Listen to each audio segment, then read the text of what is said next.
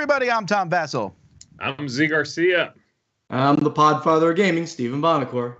Welcome back to Board Game Breakfast. We got news, we got game shows, and we got stuff about, well, all kinds of talk about board games in general. For today, which is the last Board Game Breakfast of May, we are closing in on half of 2022 being over already, which is insane. I don't understand it. I don't understand how time works. Someone explain it to me, please. Wasn't it Christmas like 2 weeks ago or something? It's crazy. The more you're having fun, the faster it goes. If you're waiting for something fun to happen, the slower it goes. And if you're in a meeting, it stops. That's very insightful, Tom. That's pretty good. I like that. Somebody should put that on a shirt. Tom, you're looking a little... time, and then print that on there. Looking a little older today, Tom. What's going on there? I don't know. You've been aging. I have aged tremendously. No, last night, I guess not last night, this morning, my first of 50 possibly grandchildren was born. Congratulations. Well, look, that is wonderful. I had 7 kids, and I said if they each have 7 kids, all one of them has to do is have 8. And then I got 50. Jeez. And there was a lot of rolling of eyes, and they said you'll be lucky to get 1. So, all right. Wow. Yeah, that's quite the pursuit there. Now, I want to be really clear, because I don't want this taken out of context later. That was a joke. I'm happy with whatever. Of course. I don't know. I'm getting a real, Old Man Logan, the Hulk's taking over the Earth vibe from this. That's a deep cut. That's for deep cut. That's for you comic book nerds out there. All righty, folks. Well, we're going to get started today. We got a top 10 list coming up later today at 2. But for now, Board Game Breakfast, here we go. Good morning, Board Game Breakfast. My name is Amanda, and I am here to talk to you about a game that I am really looking forward to playing in the future, and the game I'm going to play in the meantime to scratch that itch. The game I am really looking forward to right now is Flamecraft. It's a really, really beautiful looking game that was crowdfunded last year, is being put out by Cardboard Alchemy, and has just amazing artwork, and it's just a beautiful little world that I cannot wait to explore. In the meantime, I am enjoying the also very cute world of Creature Comforts, another game that is just very sweet and very cute and has beautiful components. Just look at all those little cute resources and apples and mushrooms and what have you. So this is a game where you are placing all of your critters and activating them with dice. And the interesting twist in this game for me is that you roll 2 of your dice. You're going to have 6 total. There's 2 that are yours and then 4 that are the communal dice. You roll 2 of your dice before you place anything, and then the other 4 get rolled and everybody sees what all of the information is going to be. So it's a little bit of like, you're guessing and trying to find hedging and, crossing your fingers and just hoping for the best. But it's a nice twist on the sort of worker placement, dice placement mechanism, and just a really sweet theme that I have been enjoying and look forward to enjoying more. So that's it for me. I hope you're having a great breakfast, and I'll talk to you later. Bye.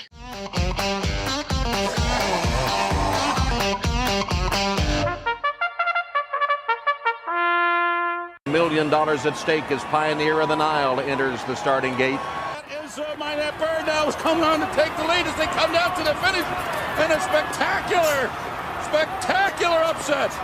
Minette Bird has won the Kentucky Derby. An impossible result here. Assalamu alaikum.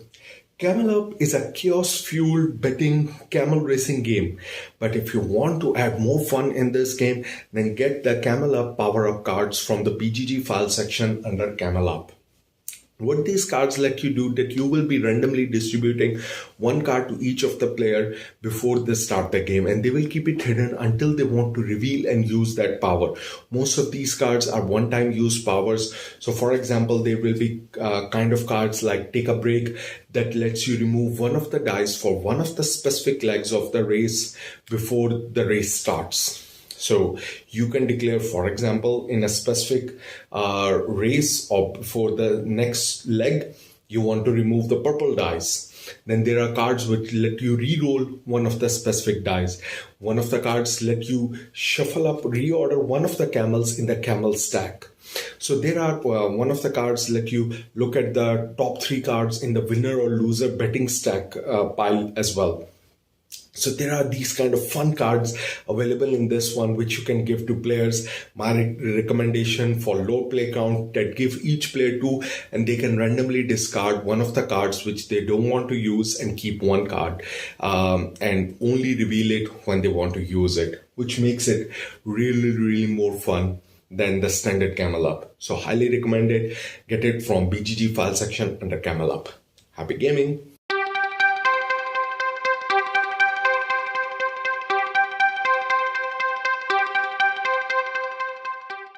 All right, everybody, let's jump to a game show here. I was thinking to myself yesterday, you know what I feel like doing? And I bet these fellas would like too. Shopping for old vintage games on eBay. Love it. So I went ahead and did that. I got some images here from games listed Did you buy the games? on eBay. I didn't, Tom. I leave that sort of expenditure up to you. Fair enough. I don't have a your 401k is coming in now. Mine's not.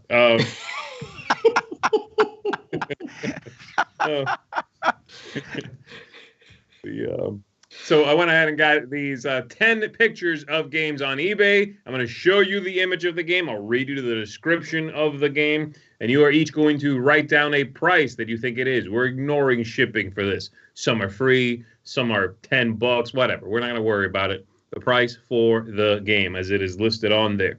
Whoever is closest without going over is going to be the winner. You're going to get a point, and then we'll move on to the next one. If you both go over, then whoever has the lowest price, i.e. whoever is closest to the amount in that case. And that's going to be it, folks. So are we ready to play? Let's play. I'm ready. Let's play. The first game is a game called Fast Track, the exciting game of racing. And it says on the bottom here, Fast Track Vintage Board Game, 1975. Great condition, rare, Milton Bradley. And it looks like that. Really? Fast Track. You wanted to pick games that, we all remembered well. I would play that game. Back in my day. You never played this. You played this game? No, I said I would play it. How do you know you would play it? It's probably awful. It's the exciting game of racing. I doubt it's awful. They're not going to lie on the box, are they?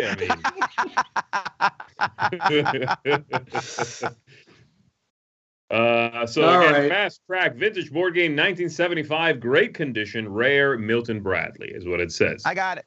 All right, folks. So what have we got? What have we got? What did you guys say? There's the game. Tom, what did you write down? I almost want to change it now because they said the word rare in there, which I didn't hear, but $18.35. Yeah. Bonacore. $12. $12. All right, let's see here. Yeah, that 38. looks to me like $38. As soon as I realized if you put the word rare in there, which it probably isn't. No. They're going to inflate the price. It's all right. So Tom, you were closest without going over. You're going to get a point. There you go. All right. Nicely done. Next up, we are taking a look at Stay Alive, also from Milton Bradley, the ultimate survival game. Rare, vintage, 1970s. They couldn't be bothered to look up the exact year. They're like, it's somewhere in the 70s. Rare vintage, 1970s, factory sealed board game. Whoa. Stay Alive. This is in new mint condition. Okay, I have played this game. I might have. Yeah, I was about to say. I think I've played this game. I think I owned it. I don't remember the board though. Yeah, I think you're pulling out these little levers, and then the stuff drops through, depending on the rows and columns.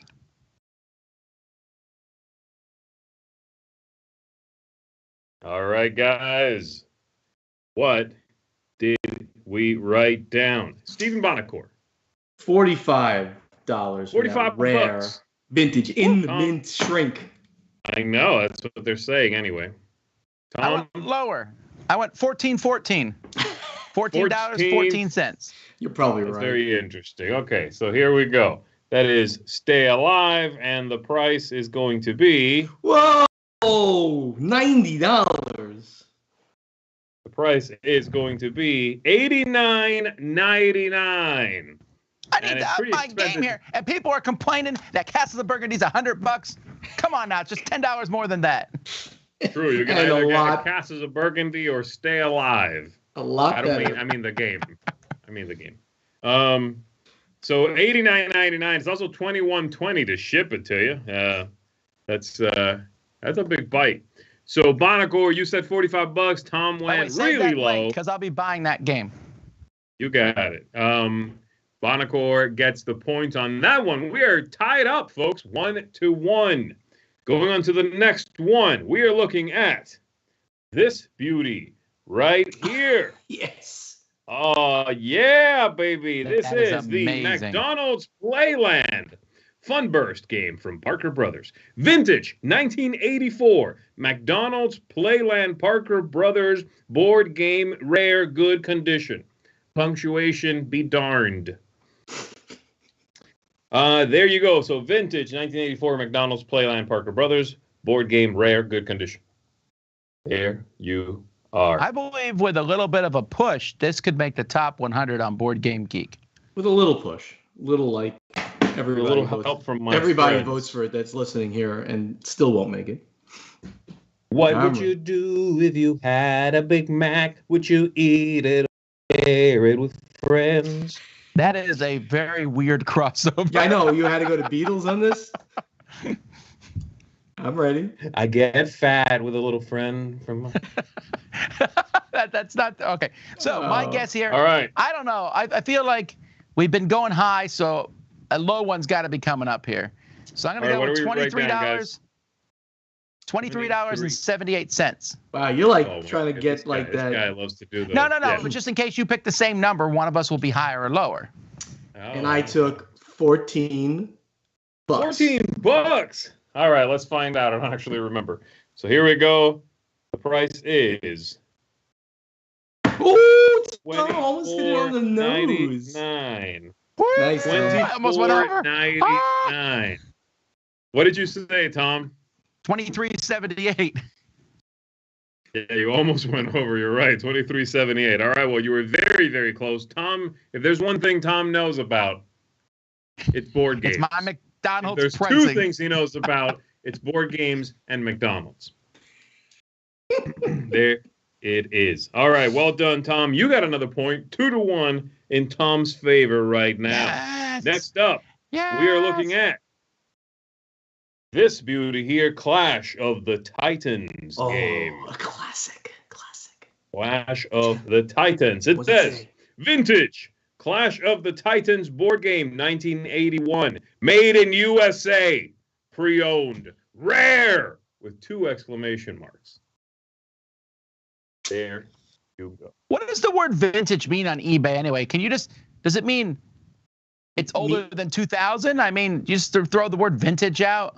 You're allowed to throw it out. Nothing has made you look older than this rant. Okay?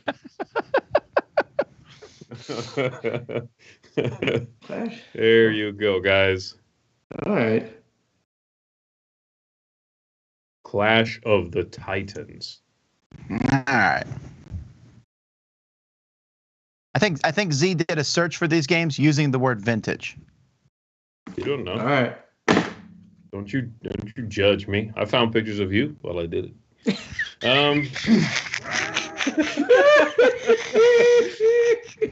All right, guys. What'd you say? All right, guys. What do we write down? Let's see those prices. $34.95. $34.95. That was probably MSRP. That sounds like one of those MSRP amounts. Yeah. I went up to $65.43. I'm going high on this one. 65. You like Clash of the Titans? 43. Here we go, guys, and the price is $129.99. For the record, $130. For the record, nobody is buying that game. I'm just telling you right now, that game will end. It's not getting purchased. I don't know. It is from the MGM motion picture. It says. But it's 2 to 4 players, ages with 9 2 exclamation points. And vintage. Rare. And gently used. It is used, which I think that price might be a little, that might be a bit much. If it was new, maybe. All right, next up, we're taking a look at this beauty. Let's play baseball. Let's play baseball there. Never seen this one or heard of it.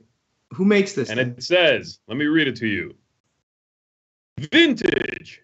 Very, these are all capital letters, rare, the original 1950 Let's Play Baseball board game, complete, Holt. I'm guessing that's the publisher. Holt. So it says, Let's play baseball, just follow the chart. This is all on the cover. Strike, ball, out, a realistic baseball game. They're just saying Fast baseball and words. thrilling action. Anyone can play, just follow the chart. Simple. Fascinating, educational. This is all on the cover, mind you. All those words. Okay, so far, with the exception of the McDonald's game, I would try every single one of these. This one's educational. So I mean, this sounds like a Stratomatic baseball kind of game with charts, which I loved Stratomatic baseball back in the day. Loved it. All right, guys, what are we thinking? I don't know. I feel like this might be a bait and switch one. I'm going to put 1999. 1999. Steven? $57. $57. All right. And the correct amount is going to be $65. Yes! Woo! $65. You almost went over, but you didn't quite. That was educational. I know my 50s baseball. Were you involved in the publication of this piece? I was not involved in the publication of that game. He was just a kid when that came out. I was not born when the game came out. Don't start, Grandpa. Don't start. Oh, man. Notice nobody calls me Grandpa. Hey, you Back in kids my off my day, lawn. it's like, back in my day, board games only needed 3 colors on the cover. Look at that. It's actually 2. I think it's red and black. That's it. 4-color printing. Yeah, that's it. All right, next up, we are taking a look at this Star Trek. Ooh. The game. I've seen this one. Game. I own this game. I've owned this one, actually. I own this. This is the trivia game, right? It says Star Trek, the game. This is on the cover. A strategic game of logic, trivia, and chance that will engage the senses. It's one Classic of the worst 1992. No, I'm sure it's fun. Classic 1992 Star Trek, the game. Vintage board collector's edition, sealed. Wait, rare. 92 is vintage now? Come on. I don't even know what the word vintage means. Can I please see the cover again, sir? I have this game. I have it. Absolutely have it. What, you still have it? Yes, I have it. Why? It's terrible. It's because it's Star Trek, baby. Star Trek. Have to have Star Trek games. That makes no sense. Have to have Star Trek trivia games in my collection. I will challenge you any day. Take you win, nerd. Okay, thank you. Oh boy. Call me a nerd. Grandpa. Don't break a hip. Godfather nerd, baby, and I love it. The Godfather of nerds. That's it. The Godfather of the nerds. Oh boy. Everybody stand back. It's the most boring trash talk we've ever done. Boring trash talk. How nerdy could you be? Old man trash talking. Okay. All right, guys. We have some guesses here. Bonacor, what do you got? Let's go to you first. $19.25. This game was all over the place when it came out. They made like 80 billion of these games. I went a little higher than him. $24.68. Damn, that's so close. They're too close. You were very close. All right, here we go, guys. So, the Star Trek trivia thing that somehow Bonacor refuses to let go is listed on eBay for 1993, which means Bonacor is almost exactly right. Wow. But he did not go over. I own the game. The fact that you got this so close, to be frank, concerns me, Bonacor. Maybe Actually, it's time for maybe it's time to get rid of that wonderful vintage rare collectible game that I have. No way, man. It stays in my collection. It's a tie game, baby. Right now, by the way, this game is listed at $19.93, and the shipping is actually more than that at $22.99. So, no doubt, no doubt. All right, next up, we are taking a look at a booster box of Decipher's Star Wars CCG. Oh, the whole booster? The whole booster box. Sealed. Yes, sealed. So there it is. I'm going to go ahead and read it to you. Decipher Star Wars CCG Premier Booster Box, Limited Edition, Sealed Case, Fresh, BB. I'm guessing that means best buy? I don't know what that means. No, black bordered. The limited edition is much more valuable than the unlimited, which had white borders. Oh, the white border ones are garbage. I refuse to play with those. That's not uncommon to what was said. That being said, the price of this has so fluctuated all over the place. How do you know this? I used to play this game. I played the Star Trek Decipher game a little bit. Star Trek this one's trivia. much better. While Tom was strategizing things like this, you were answering trivia questions. All right. The Star Trek one was pretty lame, but it was Star Trek.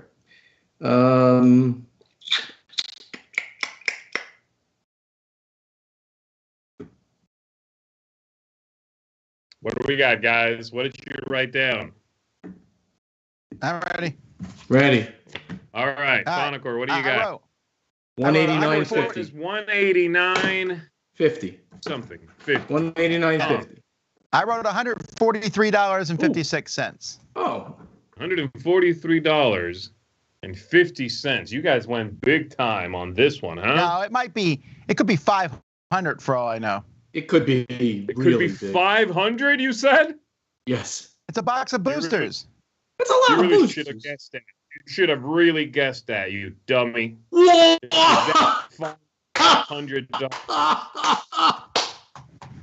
That is great, Tom. $499.99. Come on, man. You know what? It's my own fault. I have recently been getting back into overpowered collectible card game, and the prices are quite. By the way, if you're watching this show and you have overpowered cards you'd like to sell, contact me. Tom, that was pretty amazing. You would just send a letter in an envelope and they would send you a. All right. A self-addressed seal envelope. Stamped. Not sealed, stamped. Stamped. If it's sealed, they have to break it. Self-addressed stamp. I realized the stupidity as soon as I said it. Thank you. Back in my All right, day, so what's our score? we had to use a letter opener. What's our score standing at now? Actually, I'm not sure. What is it at? Bonacor has 4. I have 3. All right, there you go. Next up, we are taking a look at this thing. Camouflage. Ooh, I like that cover. Nothing about. Camouflage. There's the cover. There's a look which at the inside. Obviously you use a rainbow to do a camouflage. Of course you do. Who's it by? Tell me more about this. It's vintage. Here we go. It says the word vintage is about to show up. I know that much. Vintage. 1961 Milton Bradley Camouflage. Rare. Retro board game. Fun family game. And the cover says Camouflage, a game of fun, skill, and perception. Milton Bradley for ages 10 to adult. Find the hidden object. Fun for the whole family. I will mention, looking at it, it is clearly used. And in fact, there is some tape down the middle of the box that is very visible in the image up close. Down the front of the cover there, I should point out. So I'm just putting that out there. Is this game rare enough to overcome those sorts of blemishes? Perhaps. Okay. They only made 12 of these. Bonacor has 2 of them. Never heard of this one. All right, guys, what do we got? All right, I wrote $27.99. I did prices right. $1 for this one.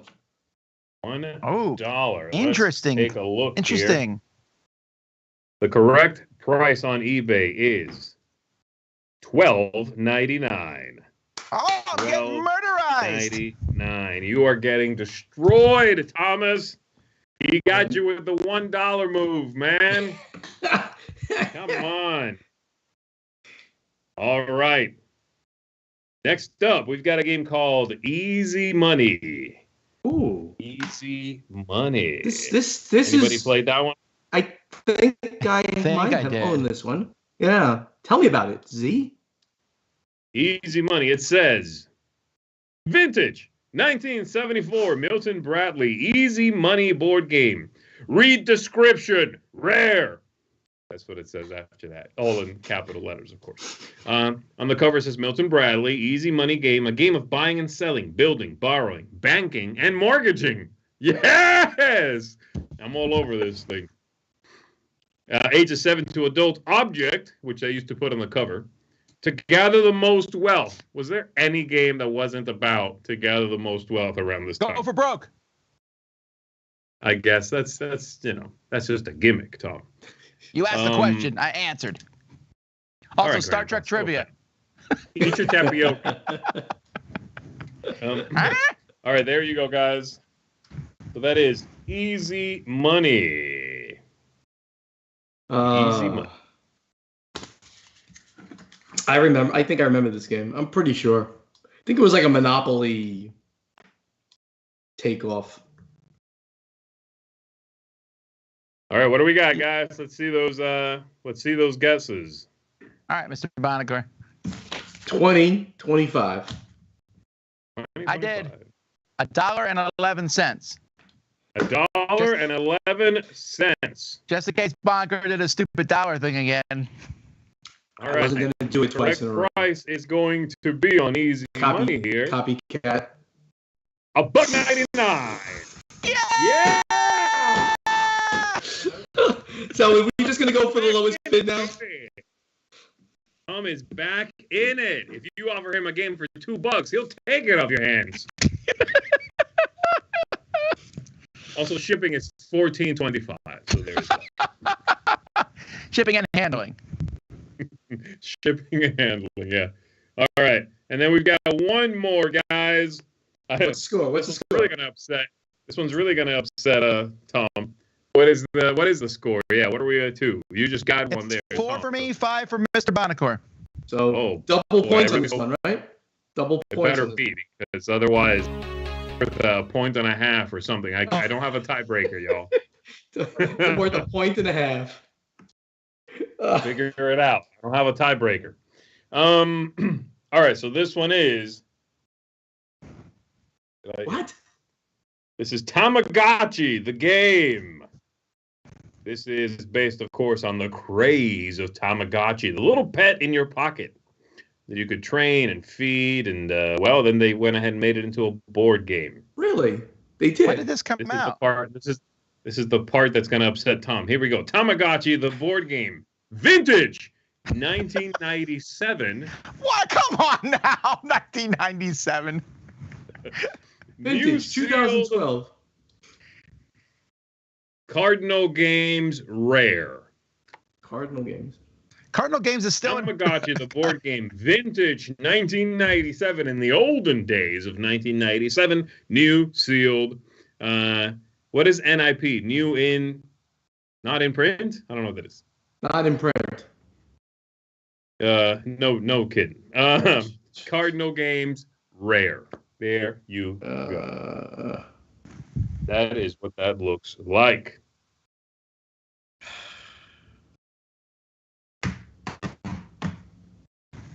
New in packaging. That's what that means. Really? Does it really? That's what somebody says in the comments. or new in plastic. I don't know. New in packaging, yeah. All right, guys, what do we got? What are our guesses? Tom? This is for all the cookies. $12.99 says Sponsor. I wrote $29.43. Oh, $29.43. I like my chances, I think. You like your chances here, Steven? I have no idea. And the correct price is $16. $16. That means that goes to Stephen Bonacore, and I don't need a tiebreaker. Yes. Stephen Bonacore wrecked shop today, ladies and gentlemen. He does have a slight advantage because the word vintage could itself be used to describe his collection. Just to be clear, I always use it when describing him. This is my vintage friend. Joke and then I didn't make it, Tom. That's called self-control. Vintage. All right, folks, that's gonna do it. Well done, guys. If any of this inspired you to go to eBay, I would like you to use my affiliate link. No, I'm kidding. That's not a thing. Watch out there, folks. Let's go ahead and move on.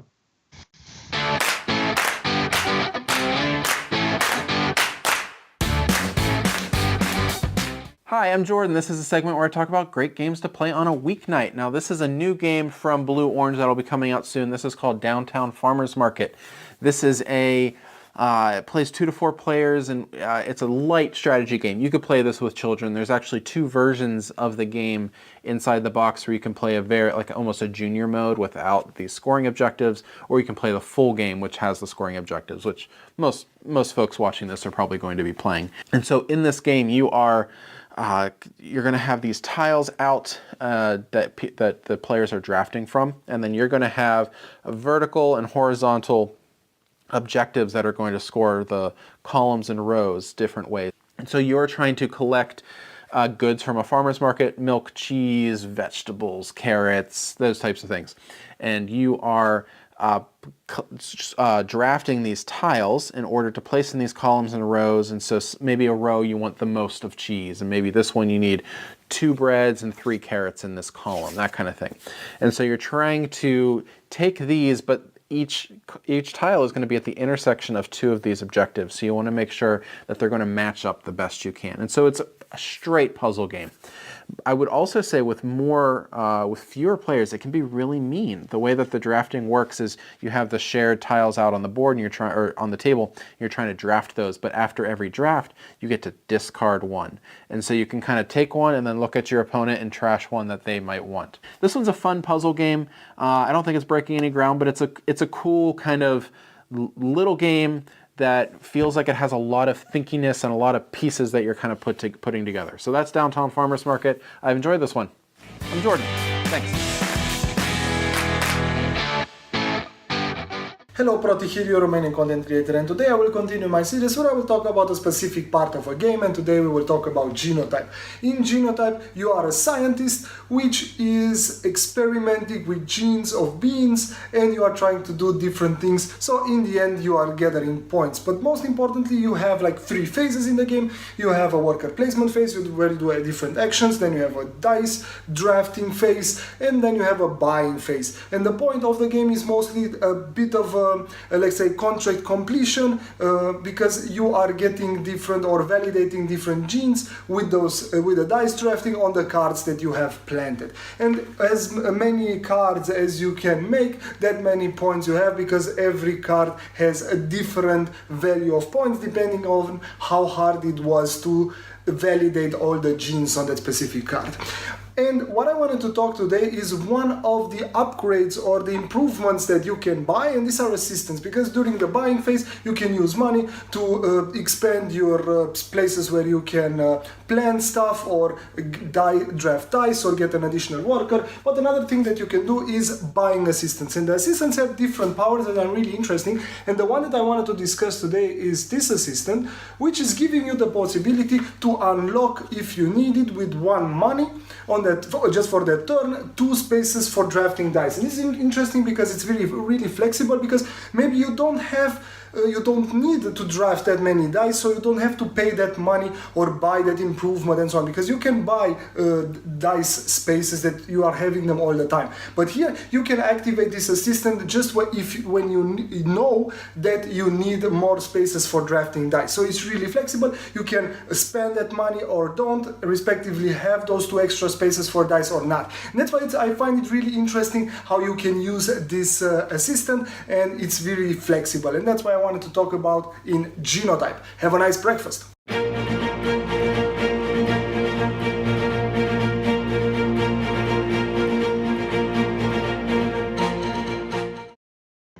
All right, let's take a look at the news here for this week. We're going to start with Stressbotics.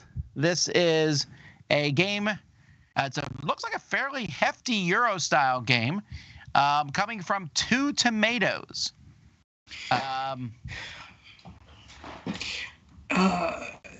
What is this about? Stressbotics?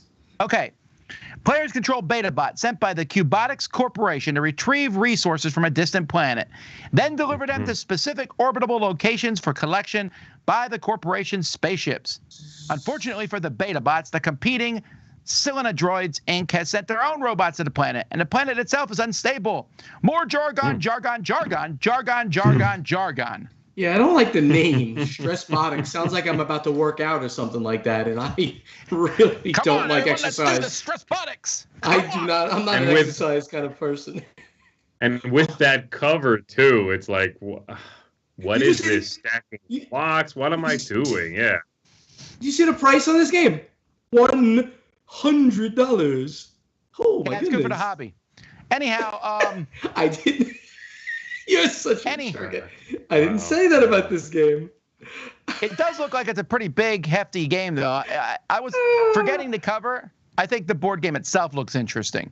I'm getting a little bit of a D. Mocker vibe from it, but I don't see $100 in the box. But besides that, the price of games, unfortunately, is creeping to 100 at this point. It's colorful. No, I don't think so. For me, I don't. Well, I'm interested. All right, Catan. Let's go to something that Mr. Bonico knows a lot about: the Stone Age. All right, so we have Catan, Dawn of Humankind. This is you're going to be traveling through the world while developing your technology and culture. This is a reboot of a game that they did years ago called The Settlers of the Stone Age. To the point, I immediately thought I've seen this before, and I have. So this is, if you played, I don't know, have you played any of those older ones, Z? You know, I don't remember if I have or not. I might have tried one of those spin-offs. There was the American one, Rails. Yeah. But basically, in these games, often you have a piece that there's things you're like moving across the board. It uses the Catan game, but it's a set map. And then you're kind of moving across the board and discovering, essentially. It's like 50% more complex than, say, normal Catan. Right, yeah. And they still make these, too. I mean, not that long ago, they had the Incas one, and they did, Game of Thrones one, right? They did a Game of Thrones a few years ago. I did not particularly care for either of those, but this one I remember. I should look up to see what I ranked the original one on Board Game Geek, because it's been so long. The Settlers of the Stone Age, I have not ranked it. Oof, I might not have played it then. You never played it. Rated it. No. Interesting. All right. Well, let's move to some more Catan news. This is interesting. So they made that 3D Catan set that was like $250. Beautiful thing. Now they're making an expansion for that has Seafarers and Cities and Knights. And I got to say, it looks real pretty. But you got to really like Catan if you're going to get this. Oof. And you have to have already had this is not standalone. This is an expansion, a really fancy, pricey expansion to a really fancy, pricey core box. Right. You're now going all in on the Catan at this point. Eh? If you're a fan of Catan, then I think it's probably a no-brainer. If you're a fan of the game and you play this game, I think Catan did great for the hobby. Still sells as one of the biggest games out there. but I'm just not a fan of it any longer. So this wouldn't be for me, but I can see there's absolutely a market for this game. Well, I got the fancy schmancy version of Catan is in the Dice Tower library. So when this does come out, we'll have to get it and stick it in there so you can play though. Because Seafarers to me really makes Catan a better game. And this is very pretty. I mean, if this is the way it's going to look, these pieces are great. The little knight there with the two kind of plastics. This is very pretty rendition of this game. Yeah. All right, it's about time. In Marvel Champions, the mutants have shown up. So, surprising nobody. Is Roy having a meltdown right now? Well, he would have more of a meltdown. Was this not he already knows about it. No. Anyway, Colossus and Shadowcat and Sentinels and Sabretooth and Magneto, and they're also Cyclops and Phoenix, their own packs, and since there are at least 200 zillion, not an exaggeration, mutants in the Marvel Universe, Fantasy Flight will be making money, and pretty soon they're just going to rename themselves as Marvel Champions Flight, because that's pretty much all they sell anymore. Marvel Champions Flight, that's terrible. Excuse me, who's Robert Kelly? Trying to remember Robert Kelly is the senator. Senator? Robert Kelly is the senator who's always against mutants. Yes, Senator Kelly. Right. I just the Robert just messed me up there. Cool. I'm excited about this next. Oh, sorry. No, I was going to say that we should probably mention. You did say that this is this has the two heroes in the box, as they always have these medium-sized expansions, campaign expansions. But yes, like you said, on the very same day this releases, they are also releasing two standalone packs, which they haven't done yet. Usually if this drops on a day, that's it. That's the thing that comes out. So they're hitting the market with a 1-2 punch. They're going all in on the X-Men in a single fell swoop with 4 heroes all at once if you want to go all in.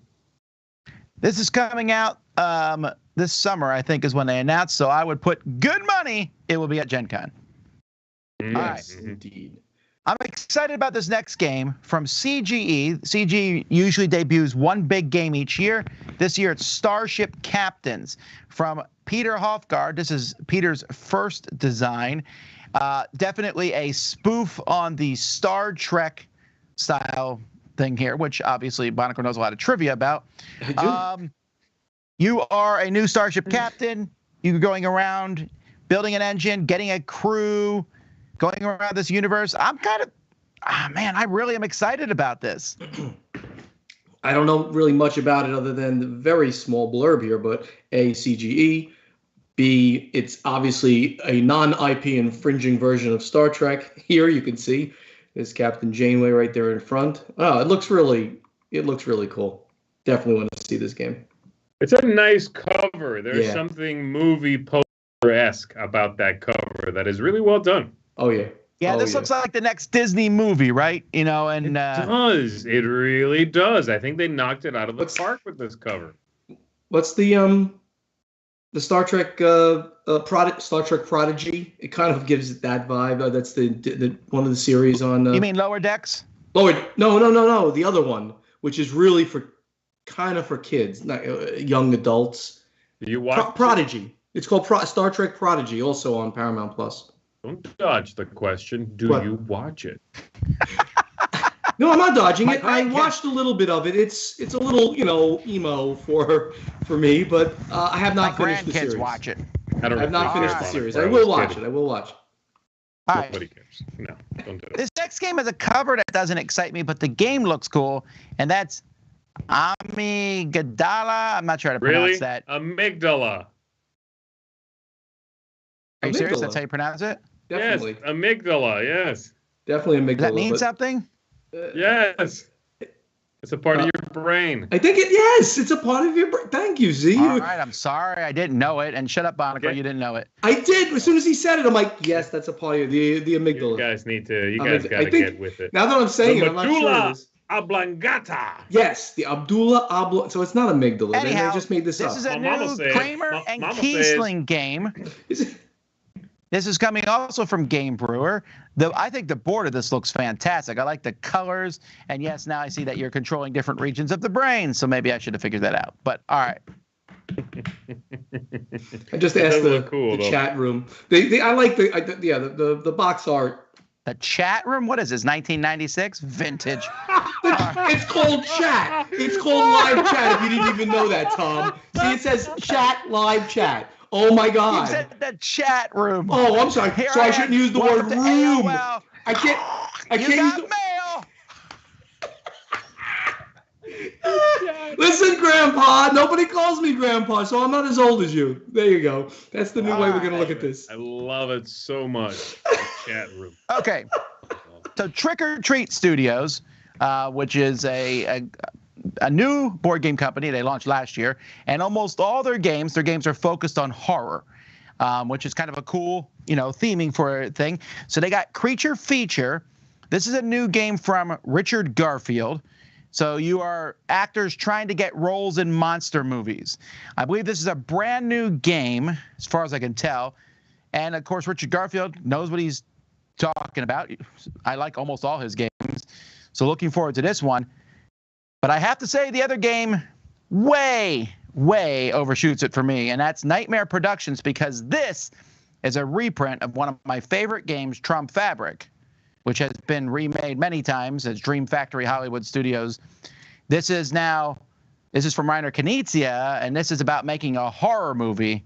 And oh my word, this is a good match, a really good match. Because this looks amazing, doesn't it? Wow. So if you've never played Trump Fabric, it's an auction game, and you're trying to get different actors and directors and special effects into your movies, and you're trying to make the best movies, or even sometimes the worst movie, which makes even more sense with like horror, because you're trying to make that really terrible horror movie. You're right. The auction mechanism in the game is really cool. You bid on different things, and when you win, all your money gets split between the other players. But making different sorts of movies here with the horror stuff, I really like this a lot. This is fantastic looking, I have to say. I think this is gonna be a hit. It looks great. I do like this company. I don't think I might have played one. I can't remember if I played any of their games, but I love what they're doing as a brand, as a company, where all their games have this B-movie schlocky horror vibe going on. This one especially with that cover. I think that's a really cool dynamic cover there. But yeah, this is a very exciting release. You guys remember the early Z-Man B-movie card games? It gives me that idea, but it looks like it's a modern design. Those were very old. And so you never played Trump Fabric? Me, I did. I certainly did. I did. I think it's one of Knizia's best games, and I think it's one of the few games he's done, because I usually laugh at him as a thematic designer, right? But the theme really works in this game. Does it actually say Trump Fabric here? No, or you just know that it's a retheme? No, it is. I mean, it says it in the description, but that's what it is. Okay. I didn't see it. Well, also, I've talked to him a lot behind the scenes. If you notice, there's a Dice Tower Seal of Excellence on the cover. So, okay. You know a little bit extra on this one. Okay, gotcha. Yeah, no, they asked me if they could do that, and I was very excited about this game coming out. I've been wanting this one to come. Yeah, Trump Fabric, I think, is how you pronounce it. And what was the English name again? Hopefully this will be the name of the game that sticks now. Dream Factory, right? And yeah, this Creature Nightmare Productions is a great title. Nightmare Productions, that's great. By the way, the chat room has gone crazy on Bonacor being old. I just want to, I know you enjoy that, so it's absolutely out of control. Bonacor's pager, Bonacor is updating his MySpace page, things like that. I just figured you would enjoy that. If me dyeing my hair gray and looking like the typical grandfather still doesn't make me look like the oldest person here, I am doing something right. All right, let's jump to WizKids making what in my opinion is a completely unnecessary product here, Fantasy Realms Deluxe Edition. Sure, Fantasy Realms, which came out 5 years ago, but in the last year has had a resurgence of popularity. It's a really small game, came out with an expansion, so now they're sticking it all in one box and making it look bigger and nicer. Now, I will say the artwork looks way better in this version. Yeah, it looks good. So there's that. Did you skip a game? I'm sorry. I thought. No, we had. Okay. Creature Feature and Nightmare Productions were 2 different slides. That's all. Gotcha. All right. Yeah, Anyway, Fantasy this Realms comes is a with the good game, expansion. but are there tokens in here or something? Is there anything else in here that is simply just Unfortunately, this is the game. It includes the first expansion, Cursed Horde, and now 2 expansion modules, which means if you already own the game, you're kind of out of luck. You got to buy it all to get the new stuff, as far as I can tell. Yeah, it's also $34.99, which the kind of price creep on which was a pretty small game. Wow. You can just go buy that one game I was telling you about for $1.99. What was it? Let's find out. All right. Such a good. Maybe that's money. It was easy money. Easy money. $1.99. Let's do it. Finally, in the news here, the biggest awards in board gaming. The nominations were announced. The Spiel des Jahres awards, which are announced every year around this time, and then throughout the year, starting in 2 weeks, they'll announce the winners for the kids, and then they'll announce the different awards as time goes by. I think halfway through June or at the end of June, they announce the big ones. But anyway, there's 3 awards. The first is the Kinderspiel, the Kinderspiel, which is for kids. Interestingly enough, 2 of the games nominated here, Och Schon Clever and Quacks and Co. Quedlinburg, are both kids' versions of very popular games. Sure. One of them, the Quacks of Quedlinburg, won one of these awards in the past, won the Kennerspiel a few years ago. Mm-hmm. You know what that means? This is about to signify. Well, go ahead and finish. Talk about the last one. Zauberberg is the other one. I don't know much about that. It's also known as Magic Mountain.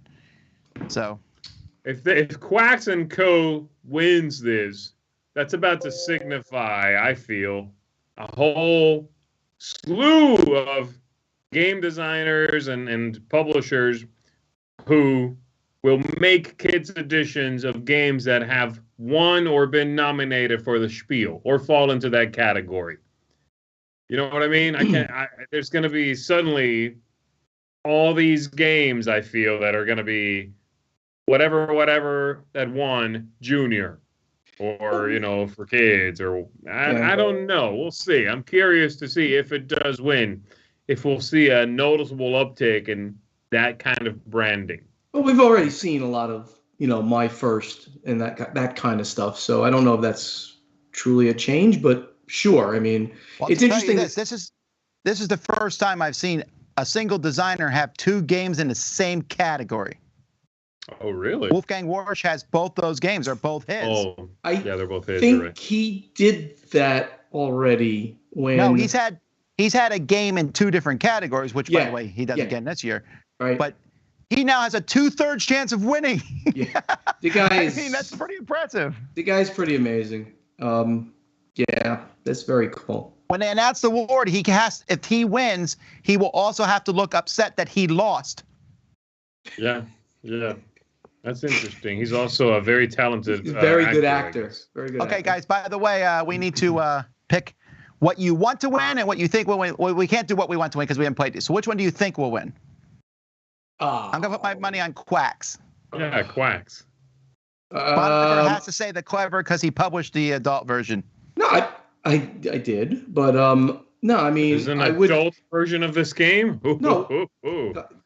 Anyway, I mean, just looking at them, I would say Quacks, just because I don't know anything about it, but I would say Quacks just because it's a kind of a more interesting, bigger thing. But who knows? Also, it has a donkey on the cover. Yeah, gotta like the donkey and the sheep, both. All right. For the Kennerspiel, this is their Advanced Gamer Award, or, kind of gamer games. They have Cryptid, Dune Imperium, and Living Forest, which was just released, actually.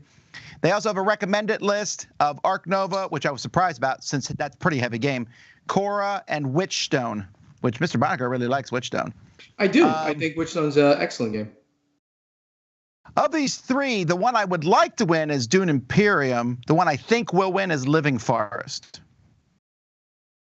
I'm with you. Living Forest, I think, is the one that's going to take it. I have not played it, so I can't It's judge like on a this? combination of a lot of mechanisms of different games. Oh, it's you have definitely deck building. Yeah, personally for me, it's the one I like the least out of the three. I just think it will win. I think Cryptid will win. All right. And if you're wondering, if you're watching, like, didn't Cryptid come out several years ago? Yes, but this is a award based in Germany, so they go by when the game was released in Germany. Right. Both Cryptid and Dune Imperium came out in German. Right. And then the big award, I mean, this is the biggest one. This is their family game. This is the one that if whoever wins this is going to sell a minimum of 50,000 copies. We have Cascadia, Scout, and Top 10. Top 10 is the only game of all these, the main 6 here, that I have not played. Also, I should mention they recommended Seven Wonders Architects, Echoes, The Dancer, Magic Rabbit, My Gold Mine, So Clover, which I'm sad didn't make it, and Trek 12 Himalaya. Yeah, so Cascadia was my number one pick for last year when we did the top 10. And I think it's brilliant, so I'm rooting for it. But Scout is a phenomenal ladder climbing game, phenomenal. So it's a lot more simple. So it's surprising it's even on this list. It's sort of that weird in between a family and a gamer They often game. put a real little game on. A Scout is not even close to gamer. What are you talking about? That's super light. Right, right. So why is it on? It should be on the other. It should be on the. Oh no, this is right. This is the regular Spiel draw. So yes, it should be here. It should be here. I agree. Woo! I talked it back into it. Yes, Cascadia. I was wrong. Cascadia should win this. I haven't played top 10, so I shouldn't 100% say that. But Cascadia should win this. It's a phenomenal, light, easy to play, but has a lot of depth to it game. And I lose every time. My only concern here, I wonder if Cascadia, at this point in the awards history, might be too complicated to win. I wonder if they'll give it to one of the two other smaller games. I'm going to say top 10 because, first of all, that's our bread and butter at Dice Tower, top 10s. It's a good reason. Secondly, it has a poop emoji on the cover. So it does. I don't know. I feel like top 10 is going to come out of nowhere and just win it all. I'm calling it now. All right, I'm going to go with Cascadia still, but we'll see. Well, that's the news, folks. We'll find out the winners of these in the future. Let's keep going.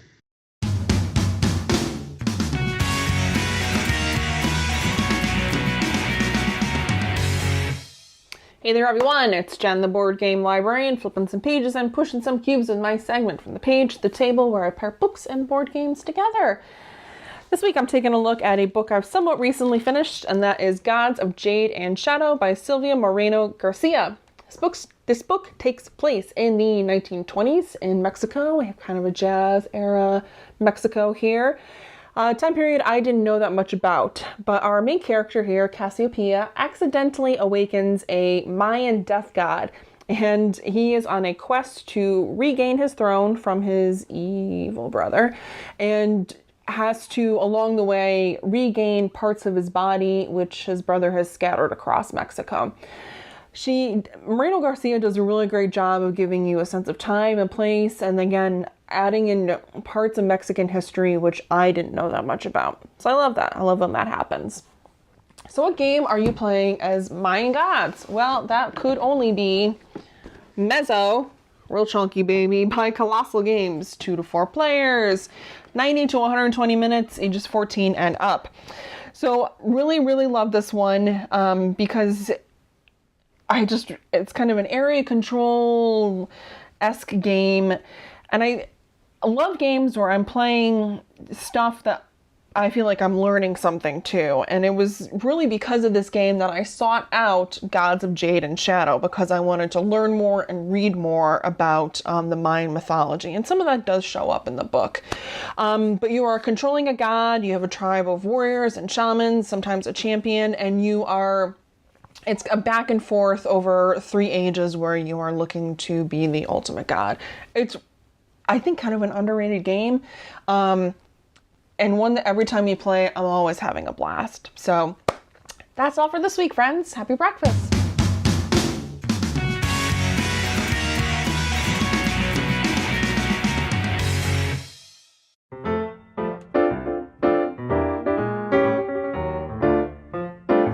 Hi, it's Tarrant here. And Stella from Meeple University, reporting from Bali. Bali, a game I'd never heard of. Yes, so this is one of the game collections as the board game collections in this board game cafe that I've never visited before. It's a bit echoey here, but it's quite impressive. It's like they've got Catan, obviously, they've got Cryptid, Wavelength, Imhotep. So I'm quite impressed by what they have. Even Root, like they have Root. Yes. Up here, yes. So this is the Downtime Cafe. In Bali. So in Bali. Whenever you go to Bali, probably just check it out. And this is what we do basically in Bali. This is not all we do, but this will tide us over for a day, get our board game fix in on holiday. Of course, we bring our own board games, but still, this is good to see. I didn't know what to expect, right? So obviously, this is quite impressive. Yeah, it's even broken up. We've got the long strategy, medium strategy, and so on. So, and there's a good guide to starter games as well. Question is, what are we going to play here, Tarrant? I think we've got a few work games that we have to do, but we will see. Work games. But we'll see. Like, this is a good start. Like, I've never had a Bali game. I think there's a bit of a board game community here as well in Bali. And I think they went to Spiel in 2019. Like a bunch of Indonesian designers and stuff. Like, I play some of them. They're very decent. So, excellent. That's it. We are reporting from Bali, and maybe next week we will be back in Australia. And hopefully, whenever you come here, come to Bali, come here. Maybe. Indeed. And that's it. See you next time. Bye, everyone. And that's it, everybody, for another board game breakfast. But good news, in 4 hours, we'll be back at 2 o'clock with our top 10 games we've cooled on, which could be also be known as top 10 stronghold games. Anyhow, You realize I don't work for the company. I'm just. Then But it you shouldn't used bother to, you. didn't you? But you used to, didn't you? I found it. He didn't work. When did there. you stop working there? About 2 years into it? 2020, almost 2 years. 2020? All the games on Tom's list are before 2020. Of course they are. Anyway, folks, we'll see you back there then. I hope you have a great day, great weekend. Huzzah! I'm old. So's Bonacor. Only one young person left on the show. Until next time, I'm Tom Bassel. I'm Z Garcia. I'm Stephen Bonacor.